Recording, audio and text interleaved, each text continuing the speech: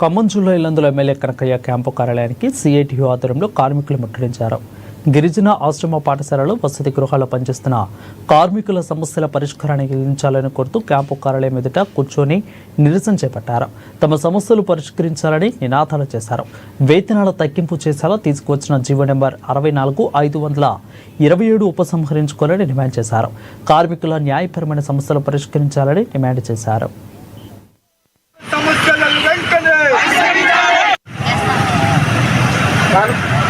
గిరిజన ఆశ్రమ పాఠశాలలు హాస్టల్లో పనిచేసేటువంటి డైలీ వేజ్ వర్కర్లు, అట్లాగే పోస్ట్ మెట్రిక్ హాస్టల్లో పనిచేసే అవుట్ సోర్సింగ్ వర్కర్లు 8 రోజులుగా సమ్మె చేస్తూ ఉన్నాం. మా జీతాలు తగ్గించేదానికి డైలీ వేజ్ వర్కర్ల జీతాలు తగ్గిస్తూ 64 జీవోని, అవుట్ సోర్సింగ్ వర్కర్ల జీతాలు తగ్గిస్తూ జీవో 527ని ఈ ప్రభుత్వాలు తీసుకొచ్చినాయి. ఆ 2 జీవోల్ని రద్దు చేయాలని చెప్పి మేము డిమాండ్ చేస్తూ ఉన్నాం. డైలీ వేజ్ వర్కర్లకు 6 నెలల జీతాలు పెండింగ్లో ఉన్నాయి. అవుట్ సోర్సింగ్ వర్కర్లకు 10 నెలల జీతాలు పెండింగ్లో ఉన్నాయి. డైలీ వేజ్ వర్కర్లకి జిల్లా కలెక్టర్ గెజిట్ ప్రకారం 6 నెలల జీతాలు చెల్లించాలి.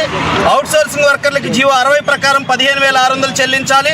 ఇవాళ జీవో 64 వల్ల డైలీ వేజ్ వర్కర్ల జీతం 26,800 నుంచి 11,700కి తగ్గిపోతుంది. కాంగ్రెస్కు ఓటేసింది జీతాలు పెంచుతాం, పర్మనెంట్ చేస్తామంటే ఓట్లేసాం. ఇవాళ గెలిచినాక జీతాలు తగ్గించే జీవో